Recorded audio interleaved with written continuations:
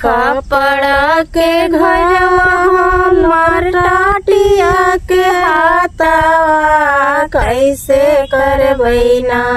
हो दहेज के पैसा जमा कैसे करबै ना छुछरू खाई के कटली जिंदगिया बेटिया पोसली ना छुछरू खाई के कटली जिंदगिया बेटिया पोसली ना अब सुन के दहेज के होला चिंता कैसे करबै ना अब सुन के दहेज के होला चिंता कैसे करबै ना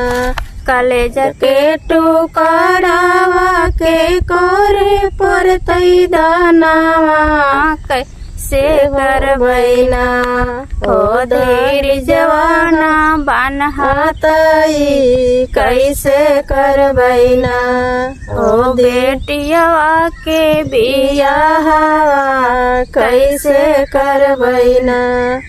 तैयो नाही लोभियन के डिमांड पूरा होतई कैसे करबै ना हो दहेज के पैसा जमा